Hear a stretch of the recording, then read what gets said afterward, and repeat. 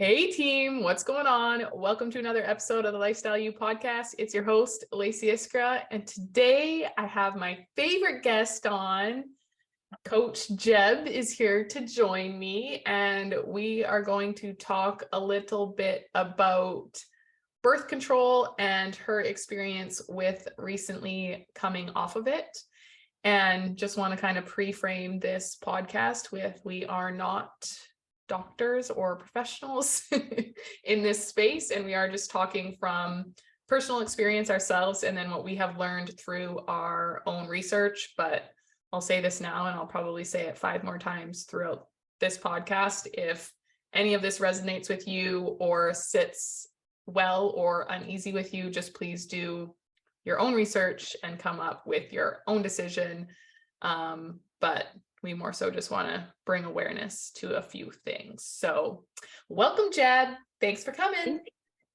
Thanks for having me. So Jensen, maybe just kind of tell your story a little bit, how long you were on the pill, why you decided to come off, and we'll go from there. Sure. So I think I went on the pill when I was probably I want to say 15-ish, anywhere between 14 to 16. I don't know what exact age because I got my period a little bit later. But I went on it because I had acne at the time. And so like most doctors do, I hope it's not as much like this anymore, but it definitely, I think, still is to an extent. But most doctors do is they just put you on birth control when you're a girl and you're that age to kind of help alleviate those symptoms. And then as I kind of went on throughout life, I just stayed on the pill, and my skin was never amazing, but I just stayed on it, especially as I got older. And then I went off it throughout the years on and off, and I was never really good at taking it. And then there would be periods of times where I went off it and then I'd go back on it, which I feel like debatably was probably worse. And then I finally switched over to an IUD, Kyleena, and I stayed on that for about 2 years. And I started that because I originally thought it was going to be better for my hormones. Looking back now, that's the copper IUD that is probably your best option, and that wasn't offered to me at the time. But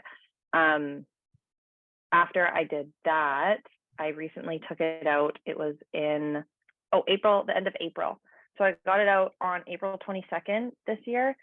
And then shortly after, and the reason I got it out is I had recently gone through a breakup, and I was like, this is probably the best time to get it out. And I'd been thinking about getting it out for a long time, but I was just kind of worried, and I wasn't super educated on natural birth control methods. And I was still under the assumption, I feel that you could get pregnant any day of the week, anytime. And when I realized that that is not the case at all, and no one has told me that my whole life, then I was okay, why am I on this thing that is just I was getting really bad cramps, and I just was hey, this is just the time to take it out.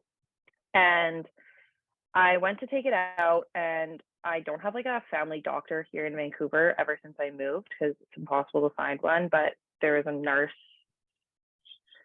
practitioner that I was working with at a clinic, and she was I was yeah, I'm getting, so I was too scared to tell her I just wanted it out for those reasons, because that's what doctors do, is they want you to be on birth control.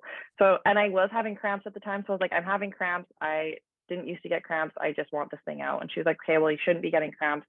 The IUD should help with your cramps. So let's do a ultrasound before we take it out. And I'm glad she did that, because when we did that, they found cysts on my ovaries. So immediately when I heard that, I was freaked out, because I was well, now I have PCOS. This is so shitty. And she told me that, and she was well, there's an option for you, how we kind of the best way to fix PCOS is to go get an IUD or stay on the pill. And I was no, because I don't have any of the symptoms of PCOS. So I got it out, and for a month, things were fine. And then middle of May hit, and I have talked about lots, especially if you follow me, I've like dealt with acne my whole life, but it's never been like cystic. It's always just been like, I don't have clear skin.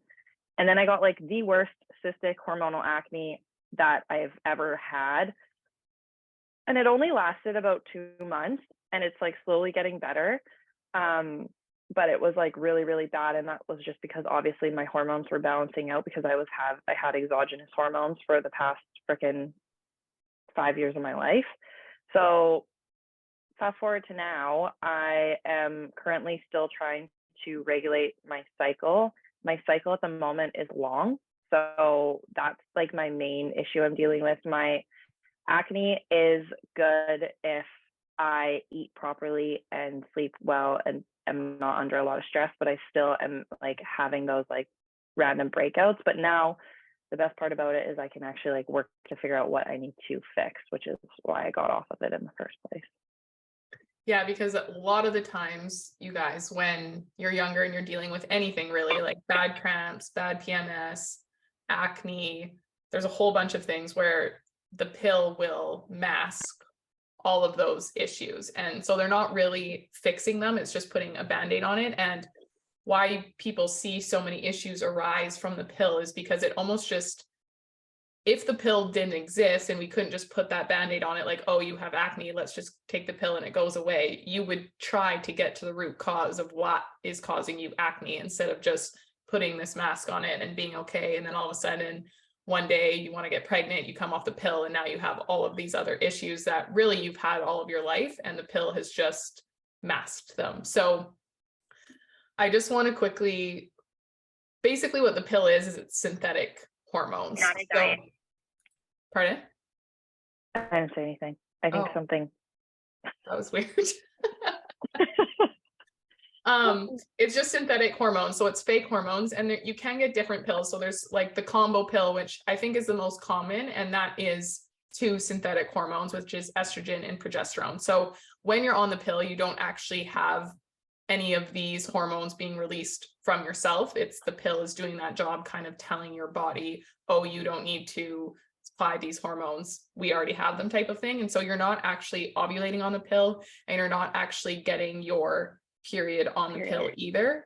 Obviously you've probably bled while you're on the pill, and you're like, yes, I do, Lacey, like I get my period every month. But what happens is you're just, that month or that week of pills, it's the sugar pill, right? So it's not actually any hormones during that time. So you are shedding the lining because you're like having all these hormones pumped into you, and then all of a sudden you stop for that week, and then that's what causes the bleeding. But it's not actually you going through a cycle of ovulating and then getting rid of that. So if you have been on the pill for a period of time, you technically haven't ovulated or had your period for that whole entire time. And even for me, same thing, Jeb, like I went on the pill when I was, I think 14.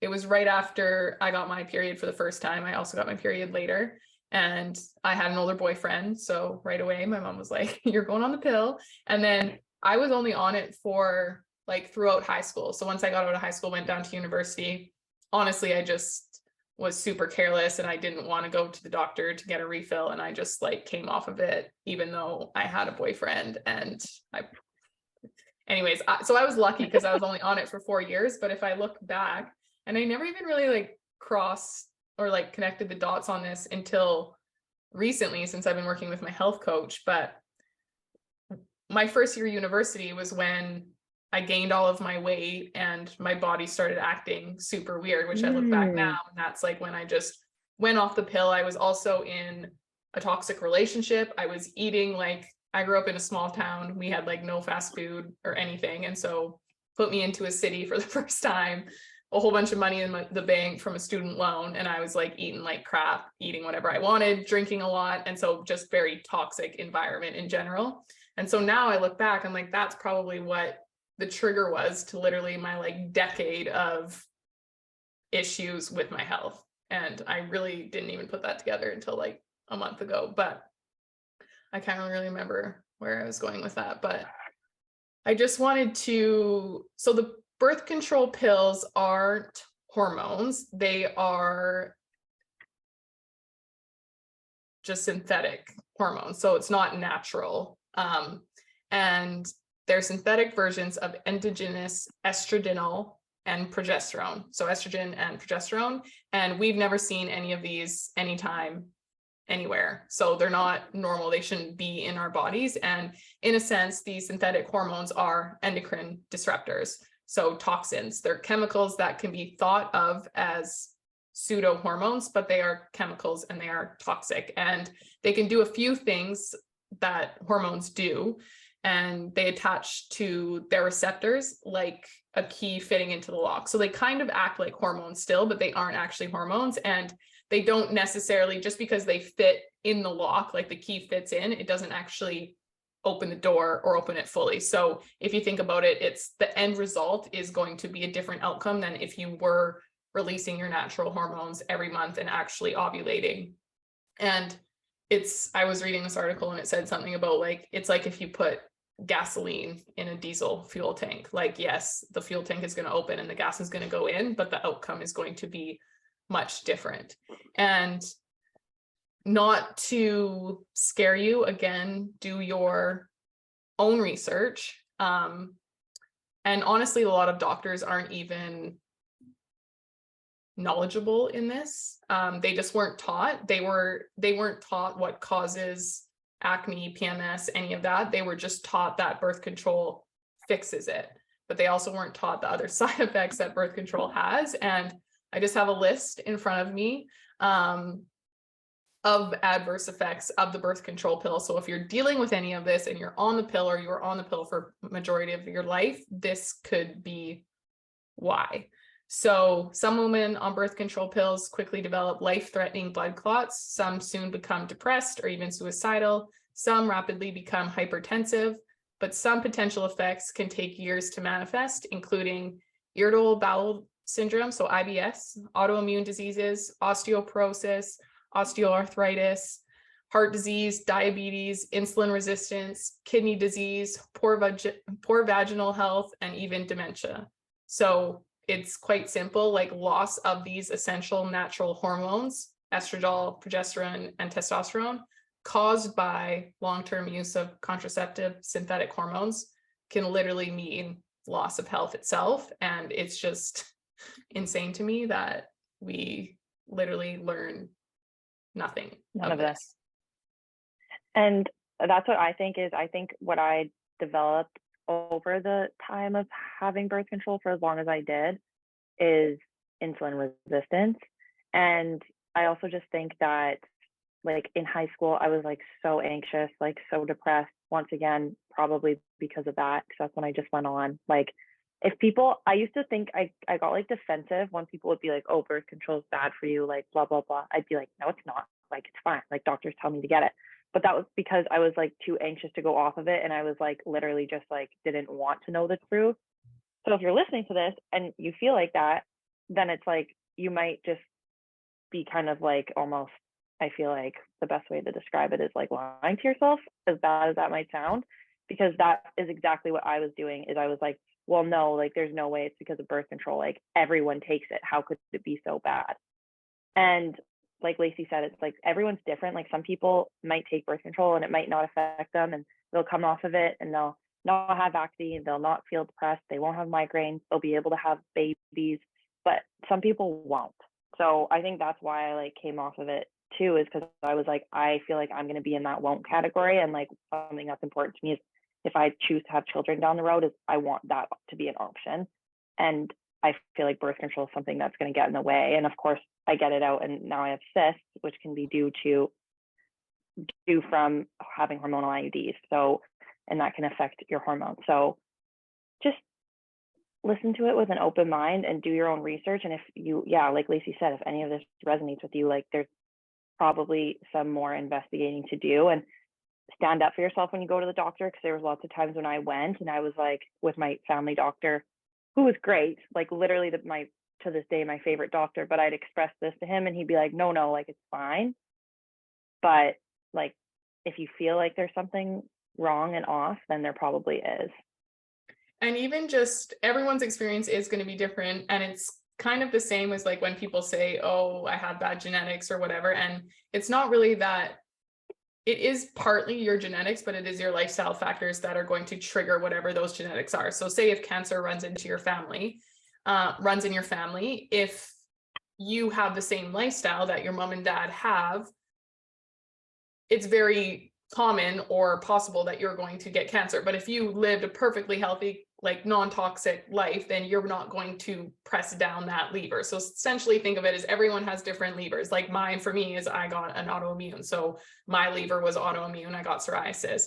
Jensen was probably acne. So that was hers. And so it's like, oh, we both went on the birth control. We both got different effects, and it's not going to be the same for everyone. So even if you have a side effect that someone else doesn't have, or they have one that you don't have, it's just because we all have different triggers. And when something is off in our body, that's what's going to switch that trigger to come on. And then we're all going to have different ways. And one way that my friend always described it is like, we all have different ways of getting rid of toxins in our body that we're not supposed to have in there.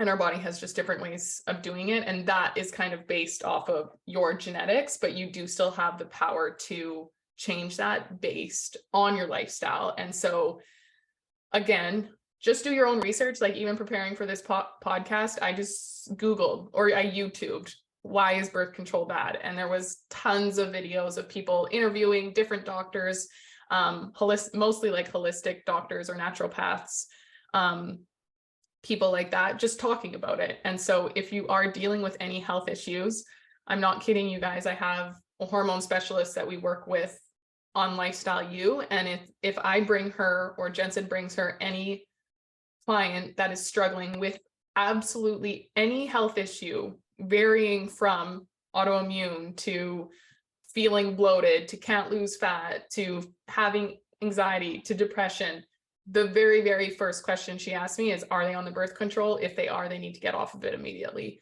And so it's just literally the cause of so many things. And it's just handed out literally like candy to whether it is like, oh, you're preventing getting pregnant, which yes, I feel like we should have that choice, but there are other ways to do it. And like Jensen said, it's actually very hard to get pregnant. And if you just take the time to understand how your cycle works, it's super easy to avoid just having sex on those days or using other protection during that week or whatever it may be, because it is really, it's like one day out of the month that you can get pregnant. It's also a really like liberating feeling learning that about yourself. And like Lacey and I both have the Aura ring, and we both use the app Natural Cycle. And now it's like, I'm like, okay, I know when I'm ovulating. I know when I'm like about to get my period, like, oh, I feel like shit, that's why. And like, you just become so much more in tune with your body and understanding why you feel the way you do on certain days, and understanding, okay, well, this part of my cycle is long, so that probably means that something's wrong in this department, right? And like Lacey said too, like it is actually insane. Like when you do sex ed in high school, no one's like, oh, like you can only get pregnant, like I think max is like 5 days, but that's on like the long end. That's like just to be careful, like if you really, really can't afford to have a baby. But it's like no one's saying that. Like you talk to my friends, I've talked to other girls that have gone off the pill, and they're like, yeah, I thought I could get pregnant literally anytime. Like, no, especially me with a longer cycle, like there's like literally like 5 days in the span of like 45 days for me at the moment where I can get pregnant. And like Lacey said, you just be careful on those days, or use a different method that doesn't involve manipulating your hormones. Yeah. And it is really cool once you start to learn, especially if you don't really understand like the different phases of your cycle, because it's just crazy the differences between like right after when you start bleeding, all your hormones are at its like your very lowest. So it's like, okay, let's rest. Like we're supposed to rest during our period. We shouldn't be going out and doing any crazy exercising or going out and staying up really late. And then right after like, I think the first day of your cycle, which is technically the first day that you start bleeding, is considered like day 1 of your cycle. That's also when your hormones are at its lowest, and then they start rising. And so after your first day, your hormones start rising. And then during your ovulation, which is when you get pregnant, that is when your hormones are at its highest. So that's when you're going to feel the best. You're going to have the most confidence because your testosterone is high. You're going to feel like really fun and flirty and confident because your estrogen is high. And then your hormones start to taper off in the second half of your cycle. preparing yourself for that again. And it's cool if you can understand like how to eat for different phases of your cycle, because there's ways that you can eat differently for them, and even training differently. And our whole entire society is around a men's hormone cycle Clock. because theirs is 24 hours, and it's like their testosterone peaks in the morning and then it goes and then it slowly drips over day, and then it's like their high is between like 8 and 3, which is when, don't actually quote me on that, I think it's something close to that, but and so we're all around there, where really if the world was made around women's cycle, it'd be like, we got a week off here, then we can probably work like 12-hour days like after we're done our period, and then we're like really good, and then it's like, okay, this week we're just gonna chill. And so yeah, it's just really, really cool once you start to understand it. And there's so many other effects that you have, like even the change in your cervical fluid, so like the white stuff that's on your underwear, that consistency will change based on where you're at in your cycle. And when you're ovulating, that changes because it wants to be able to carry the egg up and basically like implant in you. So it gets like to be a thicker consistency, so that there's a better chance that the egg like travels through you. And so that's one way you can track where you're at on your cycle, is just by paying attention to the fluid and its consistency and getting to know it. And then your temperature rises right when you're ovulating as well. And when you're ovulating is when you can get pregnant. That's kind of like the 1 day. The reason why people say 5 days is because the sperm can live in you for up to 5 days. So technically, if you had sex like 5 days before you ovulated, the sperm could survive and then could get its way in there and make a baby on the day that you ovulate. So that's why they say 5 days, but it's really only like 1 day where it can actually travel and make it happen. But it's just so interesting and it's so intriguing, and you just don't really have we have like no awareness of it. We're not taught any of it. And yeah, so if you're thinking about coming off the pill, whether it is because you want to try to get pregnant or you're just experiencing some of these things that we're talking about, there definitely is like a right way and a wrong way to do it. You don't necessarily just want to come off the pill cold turkey, I guess. And so we'll go into a little bit of that, but like, did you do anything before you went off the pill, or did you kind of do it after you went off the pill? Mine was more after. Like Lacey and I were in Mexico, and that's kind of when I like got the ball rolling that I wanted to like get off of it. And so I started like doing more research about it, and I didn't really change anything. I was like eating more. I wasn't training as hard at that time, but the one like regret I probably would have is that I was, like I mentioned earlier, going through a breakup at that time. So I was like a lot more stressed out than I typically would have been. And so I think that I always screw up this word, exaggerated. We'll just go with that. I think that exaggerated any of the issues that I kind of came across at that time, because even when I started, like time passed and I started to get less stressed, I think that contributed to why the hormonal acne went away. But more of the things that I did happened after, and I think that was kind of out of a place of stress, because I saw how my body was responding. But then one of the things I read afterwards was basically prepping for coming off the pill. And I follow a girl. If you listen to this, you can message me on Instagram and I'll send it to you, because I can't remember her name right now, but she has like an ebook basically for coming off the pill and the things you should kind of do to prepare for that. And I wish I would have done that, but I think Lacey's going to go into details of some of the things you can do. But the biggest thing I think for me is I just was like in a very like stressed out state, and that made everything kind of worse for me. Yeah, because it's just going to be such a change to your body. And when you start like regulating your hormones again, they're going to be out of whack for sure. And even for me, like it could have been because of the pill, and I never supported my body properly, and it made me I gained a whole bunch of weight when I came off the pill because my hormones were like out of whack. And then gain that weight. And then I did like crazy fat loss pills, all the crazy diets. Like and it wasn't like I never took like the whole food, super nutrient dense diet route. It was like lowest calories, which also meant highest amount of chemicals, like anything that tasted good that had 0 calories, I was smothering myself in it.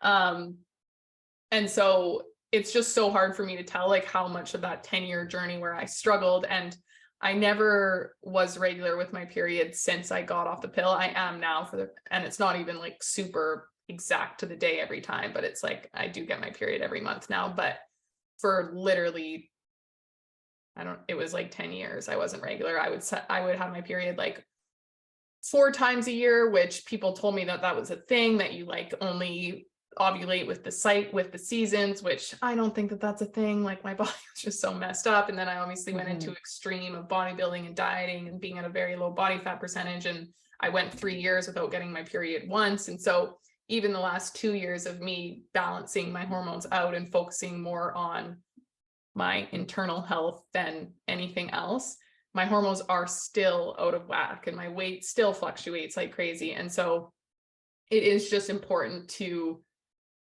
understand, if you are going to come off, what the potential side effects are of just coming off of it like that. And from what I've read, you really just want to make sure your body is at like a low toxic level, because birth control, if you didn't know this, is a type 1 carcinogenic. So basically just something that will cause cancer. So literally in the same category as smoking cigarettes. And so you just want to release your body of as much burden as possible. So just things like focusing on nutrient dense foods, focusing on whole foods, and whole foods are just things that don't need an ingredient list. So think meat, eggs, fruits, vegetables, basically just like 1 ingredient food items. I guess that's like never had to explain what whole food is before. That makes sense. No, you nailed that. So yeah, it's just things that don't need an ingredient label, really. And so prioritizing that, obviously, if it's in your means, organic is going to be a game changer as well, because they don't use any of the toxins. And then just different, like switching out your house products, like laundry soap, the little dryer sheets is probably the first thing that should go. They're like the most toxic things that you can have in your house, is like the bounce sheets, your makeup, your dishwasher soap, your hand soap, your shampoo, your conditioner, like everything around us is basically endocrine disruptors. So trying to make those switches first will set you up for an easier transition once you come off the pill, because your toxic load will just be lowered. But obviously not everyone knew that. And you might be like thinking, shit, I came off the pill last month and I didn't do any of that. That's okay. I would just start taking those steps now. And it's just like with everything, I wouldn't try to do it all at once. Obviously that's the best and the easiest and the fastest way, not the easiest, the fastest way, but realistically, it's not really realistic. Like you're not going to stick with it if you try to overhaul your whole entire life. So just pick one thing, whether that is removing your bounce sheets, great, replace them with like those little wool dryer balls that you can get. And then once that's easy, you did that for a month, choose another thing. Okay, now I'm going to switch out my makeup and do that. And then, I'm going to switch out something else. So don't try to overhaul your whole entire life, because you won't stick with it and you will end up just reverting back. But those are just like little steps that you can take that will make the transition easier. And then another one is balancing your blood sugar, because like Jensen said, a big side effect is having insulin resistance. I'm like, I can't think of the word.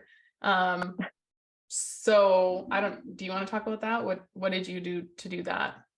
Yeah. So basically, and this is something that it doesn't happen for everyone. I think I'm more susceptible to it. I do think it's in my genetics. So, and once again, because I, like similar to Lacey, just ate whatever kind of fit in my macros for so long, that didn't help my case. And also the cyst, specifically if I do have PCOS, which I haven't like been at the right time in my cycle to get the blood work done, so we still don't know, but I don't think I do. But with PCOS, a big side effect is insulin resistance as well. So essentially and I actually, one of my good friends here, she has insulin resistance and PCOS. And so she was kind of the one that got me thinking that this is something that I have, because I definitely get hangry. I definitely get like, I hit lows during the day. And so I was like, okay, well, I'm going to start eating like this, because regardless, it's going to make me feel better. So essentially, if you look up, there's an Instagram account called, her name's Glucose Goddess on Instagram. And that's kind of where I started like figuring out like what it all meant and how it affects you. And one of the big things she does say is that everyone is different in their response to sugars. So just keep that in mind, that just because I'm eating like this doesn't mean like, and it helps me, it doesn't mean it might help you. But one of the big changes I made when I was coming off hormonal birth control is I switched out a lot of my products. That one took a little bit longer, like Lacey said, and I've found that is helping me. But I also started eating in a certain way to help like balance your blood sugars. So essentially what it is you don't want to be having, you basically want to minimize any like fast digesting carbs. So white rice, bread, like those kinds of things you want to stay away from, because those are what's going to spike your blood sugar levels, especially when you have insulin resistance, right? And then another thing I'm doing is switching up the way I do eat foods, which sounds kind of funny, but essentially what it is if you are to consume like vegetables first, and then, so it's supposed to be in this order. So vegetables first, and then after that you should have your protein, and then your fat source, and then your carbs at the end. And by doing that, that's going to help your blood sugar not spike, which comes from those carbs, right? So for example, how I would kind of eat, and it was really easy to incorporate because I compose all of my meals of a fat, carb, protein to begin with. And I just added in more vegetables because that's something I think I was lacking before to begin with.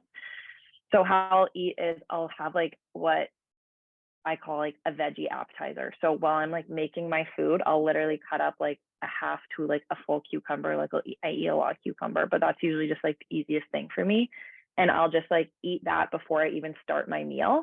And then sometimes if I want, I'll have it with like hummus, and that's fine, right? So it's basically, you just want to try to stick as close to that order as possible. If you have some fat with your veggies, that's going to be fine. If you have some fat before your protein, that's going to be fine. And then I'll go and I'll try to like eat my like protein first. So for example, let's say I was having like chickpea pasta, like something I've been eating a lot, and I'll put chicken on top of it. Then I'll try to eat the chicken, most of the chicken first, like half to 75% for sure, if not all of it, before I start eating the carbs, right? And then if I had like cheese on that meal, then I will eat like some of the cheese with that chicken. And then at the end, I try to like, maybe there's some of the protein and the carbs left over, but I'll eat that with the carbs. And usually I'll try to have like veggies mixed into there as well, because that's going to help balance it out as well. And so what that does is, like I said before, it helps balance out your blood sugar levels. And by doing that, that helps with like inflammation. And like for me, someone that's like susceptible, with my dad having diabetes, like I think, like I said, I am more like susceptible to having type 2 diabetes. And that's one of the things that people with PCOS and people that are on the pill for a long period of time are more susceptible to developing, is type 2 diabetes. So regardless if you have it or not, I feel like it is helpful for anyone. And since I started doing that, I started eating like that, and I got my period. My first period took a while. The second one, I had like when I was really, really diligent with it, I had like the shortest cycle I had. It was like 32 days when they should be 28. And then I went off of it during the summer because I was like kind of just eating like an idiot for a little bit. And then immediately my cycle got longer and I broke out. So I think it definitely did help me. But everyone, once again, is different. Like for me, like weight gain isn't one of my things. However, acne is. So this being one of the things that helps me might not help you, but it definitely helped me, if that makes sense. Yeah. And honestly, the more, because I'm working with my health coach right now, and she also encourages like all of her clients to eat like that. And so I've also been eating like that and doing a little bit of research. And I don't think that it's not going to hurt anyone. And from what I read, it's the way that we should all be trying to eat. And so the way that I think about it, same thing as Jensen, is like, just try to have something like while you're snacking on, while you're cooking, that's a veggie, that's super easy, or starting with like a little salad with just like some vinegar on it or something like that. And then, yeah, like protein, fat, best to eat the protein first, then the fat, kind of okay to eat them together, just in the middle, protein, fat. And sometimes your protein will have fat if you're eating steak or whatever. So that's kind of why they're just together. And then it's like your carbs last, because that's going to be what spikes it. And so if your body already has some things in it, it's going to keep it low. So just kind of keep it simple like that. Down the and digestion. the best thing that you can probably do is eat some sort of veggie first. So just start with doing that. And then once that's easy, then try to focus on eating your carbs last, which me and Jensen were joking about, because I'm like, those are the best things. So I always gravitated towards doing that anyways, because I want to save my carbs to last. So just think like that. And that's something that you can easily do. Obviously it gets hard if you make and this gets hard for me too, because I like big bowls and I just mix everything together, but I'll even just be a little bit more aware of it and be like, okay, if I have this big bowl, it's all mixed together, let me try to eat some of the veggies first. And then I'll try to focus on getting most of my protein in. And then another benefit to this is if you're not that hungry, you don't end up overeating a whole bunch of carbs, because by the time you get to the carbs, you'll feel full. Instead of eating the carbs first, then you fill up on the carbs, and then you don't end up eating any of your protein and your fat, which are, I mean, we don't need to get into that topic of which is more important, because they're all important. You need all of them, but yeah, anyways. The other thing I forgot to mention, I heard you say vinegar on your salad, is there's vinegar itself, specifically apple cider vinegar. And I do this in the mornings. I don't do it. I'm not as consistent with it doing during the day, but having vinegar before your meal, cuts your spikes basically in half, if not more. So for example, and also having, if you have sugary coffee, making sure you eat breakfast before for multiple reasons. But that's another thing I've been doing, is not having coffee on an empty stomach. And then also, in the morning, I'll have hot water with lemon and ginger, just because I like the taste of it. And then I'll put apple cider vinegar in there, and then I'll eat my breakfast. And so that's another thing that you can do, is incorporate diluted vinegar before you eat your meals, and that's supposed to help. But yeah, the biggest thing is just being mindful of it, and just that itself, I think, is makes a huge difference, because it's always in my head, even at restaurants. I'm like, okay, I'm going to try to eat the protein first, or I'm going to try to have vegetables in my appetizers, or whatever it might be. And then that is just even might be the smallest difference, or maybe it won't make a difference, but it's in your head just to kind of eat like that. So that's kind of what you want to do if you are thinking about coming off the pill, or if you already came off of it in the last couple weeks or months and you are struggling, maybe your period isn't normal. And again, everyone is very, very different. And there are going to be people that come off the pill, they get right back into it, they're regulated, they're fine, they're getting the period, they have no side effects. That will happen. So I'm not saying if you came off the pill and you didn't struggle, and now you think we're lying. It's no, it's possible.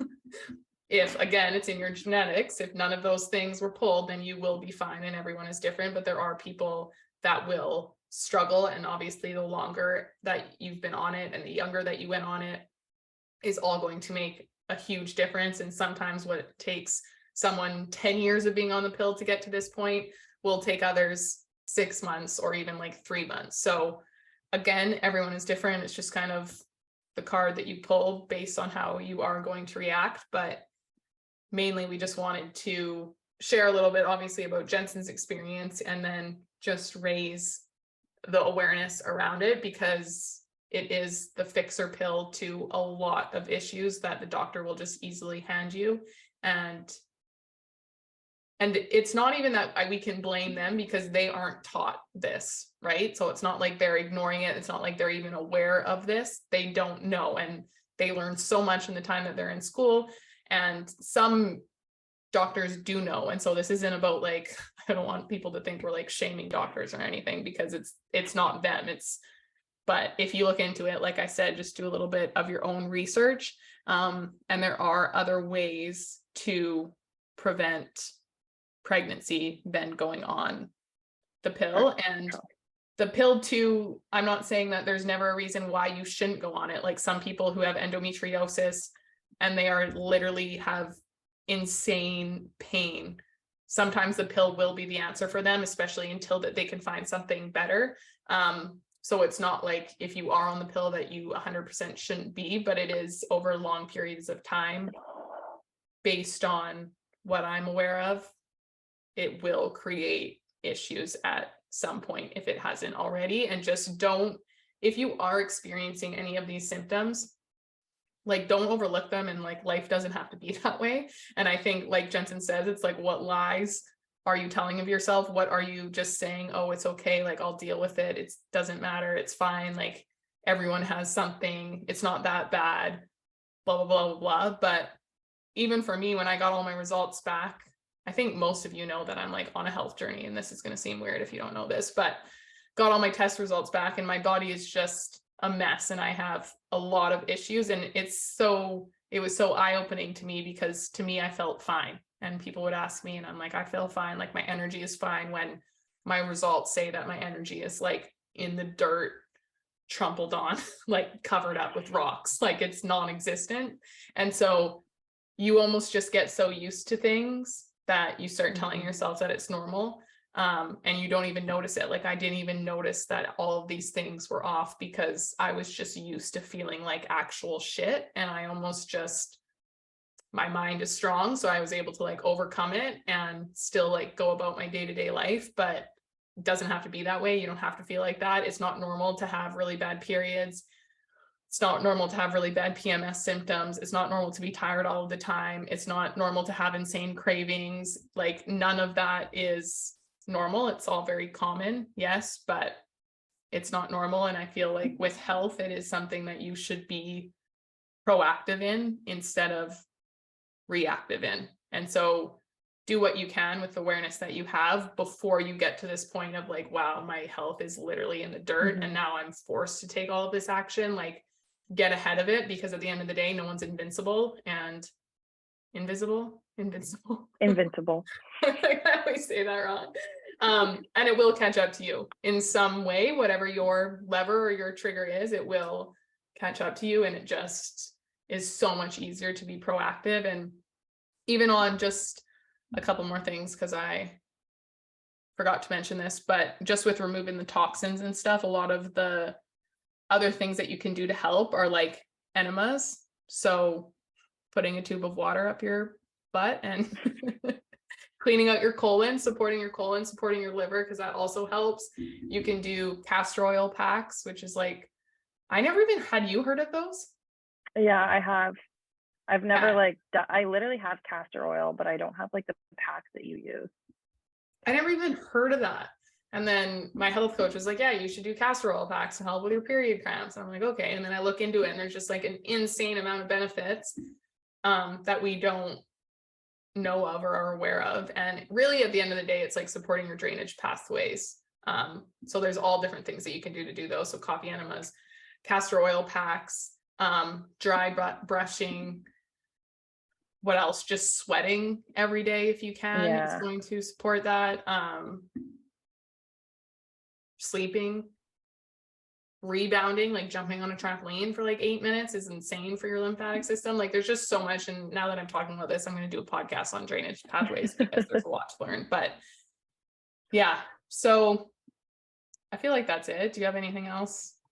I think the one thing I'll say is I think it's just normal to feel overwhelmed when you're starting this journey. Like I'm sure you can kind of relate, but when you start it, it feels like you're on like, for me, it feels like when I first started getting into like health and fitness all over again, like it's like, and this is what a lot of people say to us is like, there's just so much information out there and you don't know like what like applies to you. But the biggest thing you can do, and this is kind of my next step, is like just asking for someone and making like having someone hold you accountable on at least one route. And with the health journey like this, when it's not about physical, it's more about how you feel and internal, it's important to remember that like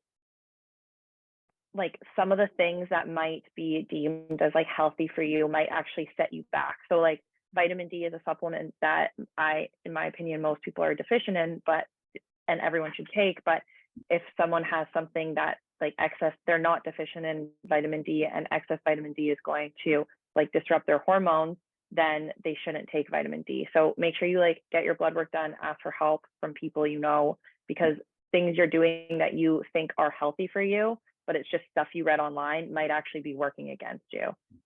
And the biggest thing you can do is just eat, like Lacey said, like eat whole foods, reduce the toxins around your house, keep your stress levels low, move your body, and just start with that. Don't go into like, I'm going to take all these supplements and do all this stuff, because that isn't going to like help if you're not taking the right stuff, right?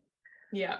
So start with the basics, stick with the basics. And it is best to just choose someone and to trust them, because there is so much information out there and it always going to pull you in different directions. So just start with the basics. Like Jensen said, don't try to take all these supplements just because you read somewhere online that it's good for you or that you should be doing it, or because your doctor told you to take it. Like at the end of the day, really, I feel like the lesson is just to do your own research on whatever you're going to put into your body. Because not everyone knows everything, and there's always multiple ways to skin a cat. And there is an easier way. So mainly just because obviously we work with a lot of women, there's so many issues out there that mainly maybe you think your only issue is that you have trouble losing weight, but that stems from so many different things. And so, yeah, again, just trying to raise your awareness. But disclaimer again, we're not professionals. We didn't go to school for this. We've just done our own research. We've learned, we've hired our own coaches and things like that. So don't quote us on any of this. Or come at us or cancel us. But we just see women who are struggling on a daily basis. And like I said, like the hormone specialists that we work with, the very first thing that she says, and she works with a lot of women, like she works with a lot of different teams. It's not like she's just working with our team, Lifestyle You, individually. And we're all kind of in this big group together. And so I see all of the issues that all of the coaches bring to her. And that is her first question every single time is, are they on the birth control? Are they on birth control? If they are, get them off. That's what's causing it. It's like, what's causing it? Birth control, birth control, birth control. So yeah, crazy. It's scary and it's sad. And this wasn't meant to like scare you or anything like that, but just to bring your awareness to it, because we hate to see anyone struggle more than they have to. So as always, if you have any questions, you can reach out to me or Jensen on Instagram. We're more than happy to help. And hopefully you took something away. So thanks for joining me, Jeb. Comment, subscribe. That's right, baby. Support us. We appreciate it. It's needed more than you know. And I'll talk to you guys next week.